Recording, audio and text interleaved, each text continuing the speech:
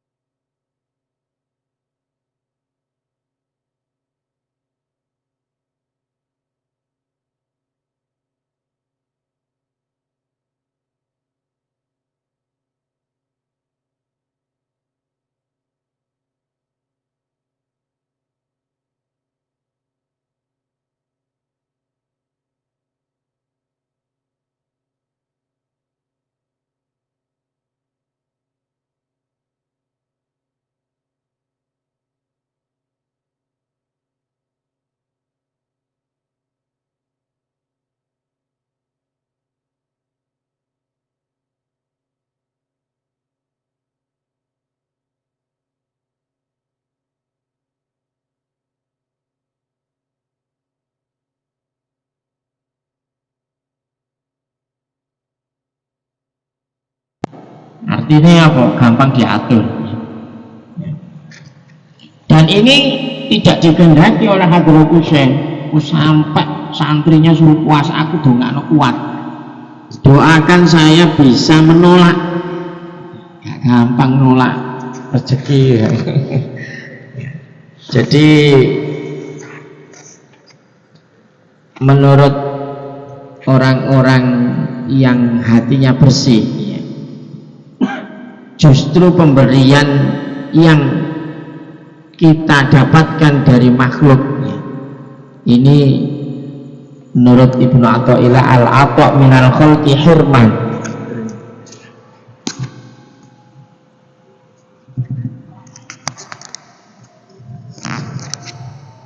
termasuk kerugian,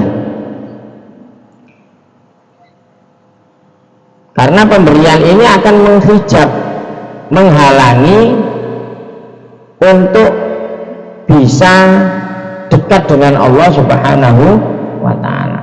Yaitu tadi, sebab di saat diberi orang, ya, kita akan terfokus melihat kepada selain Allah Subhanahu wa ta'ala. Jadi sandarannya kepada Allah ini akan hilang, akan tertuju kepada pemberian dari makhluk tersebut. Jadi melihat kepada orang yang memberi dan lupa kepada Allah Subhanahu wa ta'ala. Yang dipikirkan apa? Ya ketika diberi orang itu adalah hawa nafsu, kesenangan untuk diri kita sendiri. Jadi corong-corong wis jelas lah, kita itu diberi seseorang, kita akan senang sekali, dan kesenangan kita itu melupakan kepada Allah Subhanahu wa ta'ala. Nah, untuk setelahnya wal man'u minallahi ihsanun, pencegahan dari Allah adalah keuntungan. Nah, itu apa maksudnya? Justru tidak mendapat apa-apa, tapi ini dari Allah, ini merupakan keuntungan bagi kita. Jadi kalau Allah memberimu suatu kebaikan, kenikmatan, karena engkau bisa tetap berdiri di pintunya, Allah nggak mengasih, tidak memberi, tapi kita bisa terus bermunajat kepada Allah, ibadah kepada Allah, maka itu justru termasuk keuntungan bagi kita. Jadi kalau kita dikasih, belum tentu kita bisa sedekat waktu kita nggak dikasih. Makanya tadi orang akan lebih fokus kepada pemberian orang lain daripada hakikat yang memberi adalah Allah Subhanahu wa ta'ala. Karena hawa nafsu itu seperti itu. Orang kalau diberi mesti cenderung balas budi. Waduh, aku tiga ini katanya ini apa? Gak enak aku tiga ini duit masuk aku kate gak milih. Nah, kan seperti itu. Nah, itu kecenderungan manusia. Lah itu nggak diharapkan, karena itu adalah hawa nafsu. Beda dengan orang yang menjaga diri untuk tidak gampang-gampang diberi, apalagi meminta. Ya, ini termasuk apa? Kita ini dihinakan dengan pemberian makhluk. Jadi pemberian dari makhluk adalah suatu kerugian, karena akibatnya engkau cinta kepada orang yang memberi itu dan engkau merasa berhutang budi, akhirnya lupa. Walaupun kemarin ini musuh-musuhi, puasanya kurang ajar ini, ini termasuk kemungkaran yang harus dibasmi, ya. Ini adalah termasuk kemaksiatan. Ledek wis mari diparahi, omongannya wis siji. Ternyata kita itu harus ikut mendukung, ya kan loh. Ya apa sih? Mari ingin ngomong musuh-musuhi, ya. Gara-gara apa? Gara-gara itu tadi, keterkaitan kita terhadap pemberian dari makhluk. Ini kecenderungan hati. Jadi gara-gara diberi sesuatu berubah, asalnya benci jadi cinta. Itu wis naluri manusia. Ya. Jadi tidak mencintai Allah tapi mencintai makhluk tadi yang kita puji-puji, kita unggul-unggulkan karena kita sudah mendapatkan sesuatu darinya. Ini jadi pencegahan dari Allah, justru itu keuntungan karena Allah menjadi kecintaanmu, dan apa saja yang dilakukan kekasihnya adalah baik. Jenenge wong lak wis seneng dekat, ya, apapun pemberiannya atau tidak diberinya itu adalah kebaikan. Wal man'u minallahi ihsanun. Ya, pencegahan atau tidak dikasih dari Allah itu termasuk keuntungan.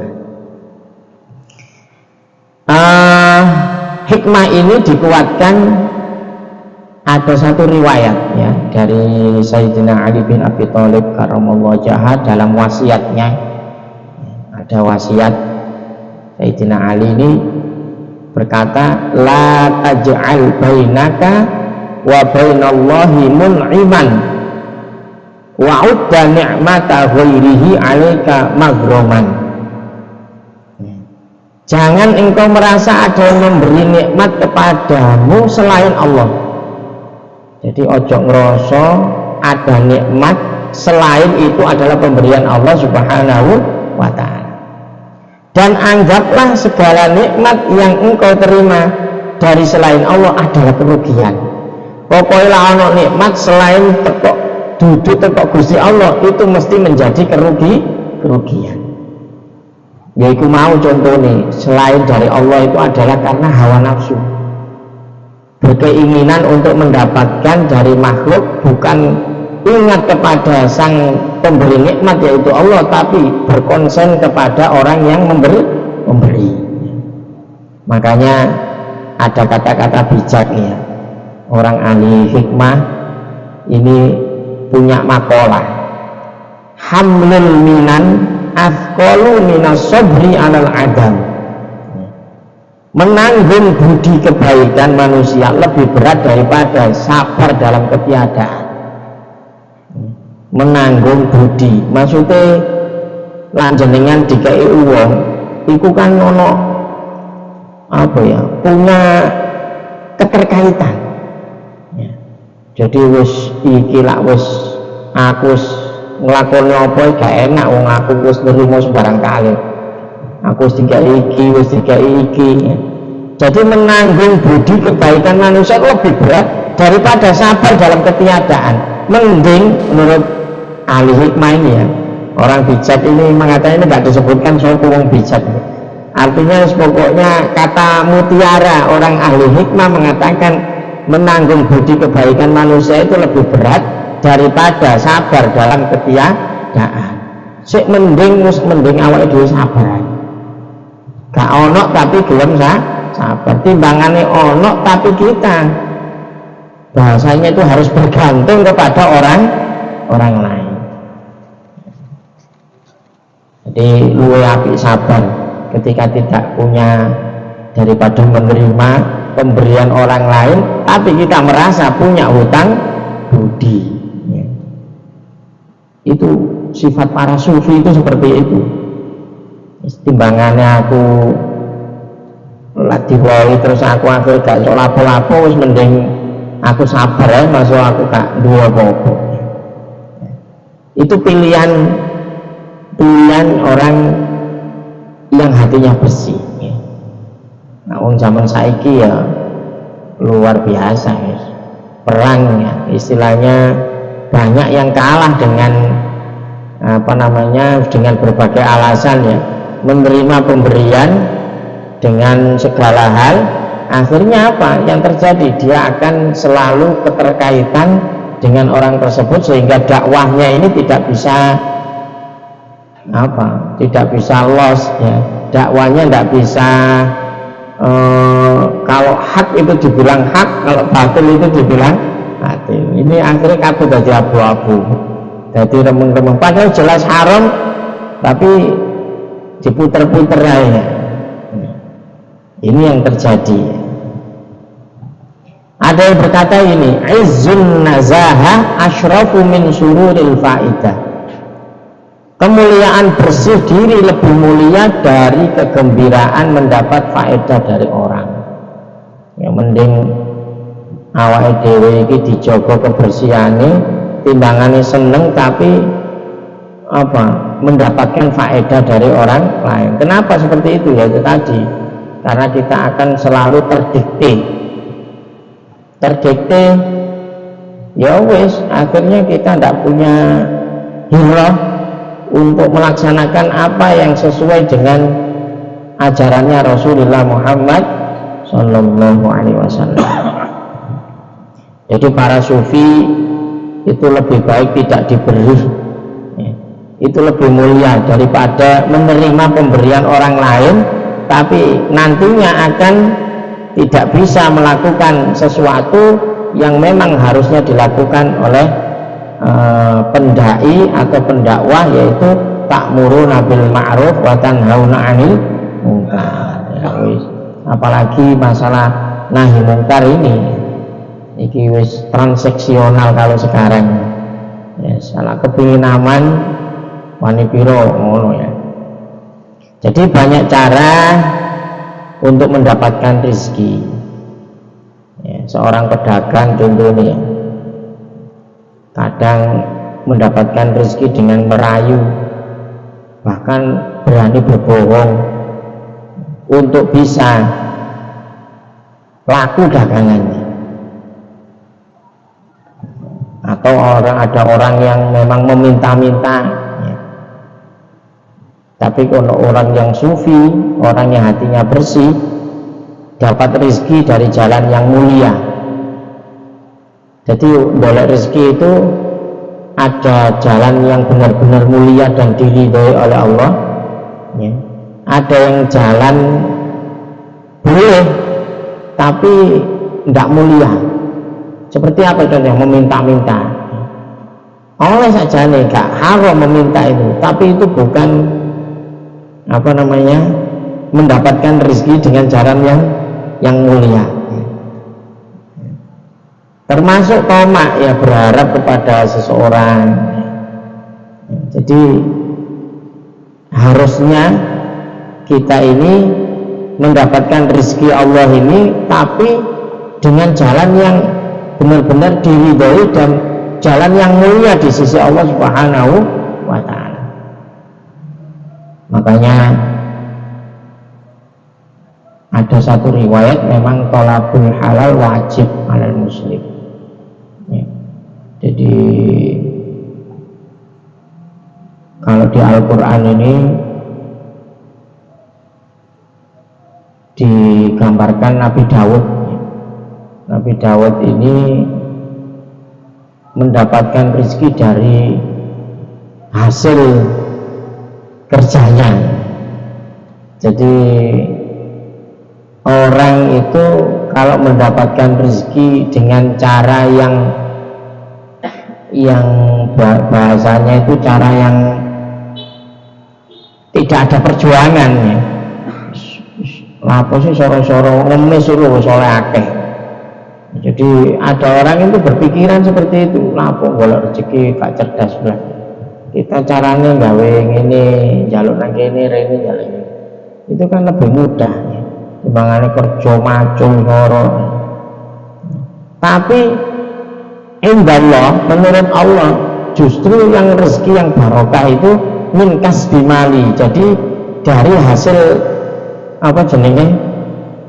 kerja kerasnya, dari hasil kerja kerasnya. Sempat Rasulullah Muhammad Sallallahu Alaihi Wasallam ketemu dengan seseorang, tangannya kuasar, wapal, karena saking beratnya nyambut gawe ini.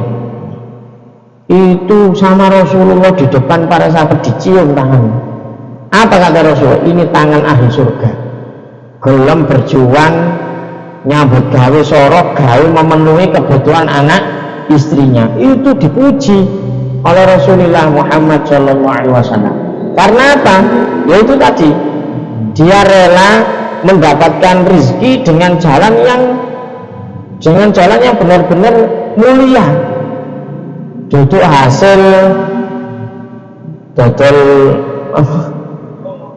omongan, duduk hasil dari meminta, duduk hasil dari merayu.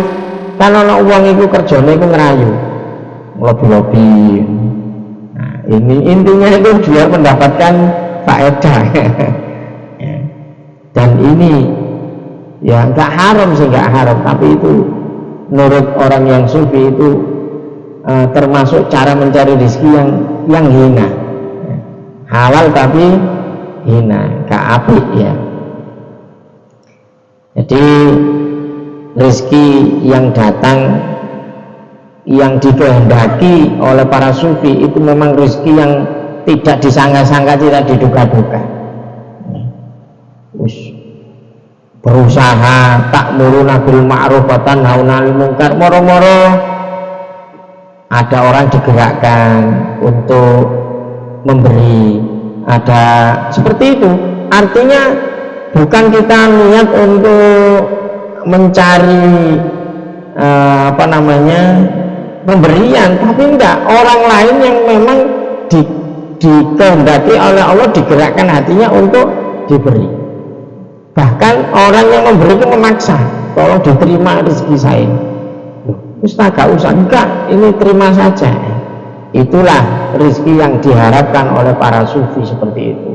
Orang yang hatinya bersih, jadi memang murni, ini memang rezekinya ini dari jalan yang tidak disangka-sangka. Jadi pemberian yang sedikit diterima ini benar-benar yang halalan thayyiban, itu lebih berkah. Jadi apa? Hakikat pemberian dari makhluk adalah kerugian kalau memang dalam tanda kutip dia berhutang budi ya. Ini kerugian. Oh, pulang ngarani. Orang itu kalau sudah menerima pemberian orang yang punya bahasanya punya alasan ya. Aku nguwai awakmu jadi niku ono maune sadene. Itu mesti kita akan selalu katut. Karena kita menerimanya itu juga karena hawa nafsu. Jadi sekali lagi, karena ini ilmu hakikatnya, bukan berarti gini ya. Terus mari belajar ini, aku mau diwai wong, aku rusak ini cara ngono ya sak tekone dhewe. Gak lah. Ini hakikatnya itu ngono, tapi dalam kenyataannya ya biasa. Artinya apa ya, iya, istilahnya kalau memang ini baik bagi kita, intinya jangan sampai kita ini terdikte gitu loh. Dengan menerima pemberian akhirnya kita punya utang budi sehingga kita melupakan hakikat rezeki itu dari Allah Subhanahu wa ta'ala. Intinya cuma itu. Tapi kalau kita bisa menerima rezeki dari orang lain lalu kita merasa ini rezeki ini wasilah tok, jadi awakmu itu gak ada apa-apa nih, ini pemberian ini asli dari Allah Subhanahu wa ta'ala, kalau ngomong gak ada masalah. Tapi kebanyakan orang ini akan terfokus dengan orangnya. Gak enak aku rek, wis bendoin aku dikei Mas Eri ya, tapi gak ngene aku gak enak. Kan ini akhirnya ada keterpautan. Akhirnya padahal orang ini melakukan kesalahan tapi dibelo, mergo apa? Ya oleh faedah itu mau. Ya, jadi nah ini kan ilmu dunia seperti itu. Orang yang kalau menerima dengan hawa nafsu, ya pasti dia akan terpengaruh. Jadi sekali lagi ini adalah ilmu hakikat ya, hakikatnya memang seperti itu ya, tapi dalam kenyataannya ya kita belajar untuk istilahnya semua rezeki itu harus kita maknai semuanya datang dari Allah Subhanahu wa ta'ala. Cuma diperantarani si A, diperantarani si B, itu semuanya digerakkan oleh Allah. Jadi kita biar tidak bergantung kepada orang yang memberi. Ini harapannya. Makanya kalau kita menerima pemberian, pertama apa yang kita sikap, yang kita harus lakukan, ya kita berterima kasih. Jazakumullah khairan katsiran, yang mengucapkan semoga Allah membalas, ya. Karena ini juga perintah. Perintahnya siapa? Perintahnya Nabi kita Muhammad Shallallahu Alaihi Wasallam. Seperti sabdanya, "Man lam yashkurin nas, lam yashkurillah."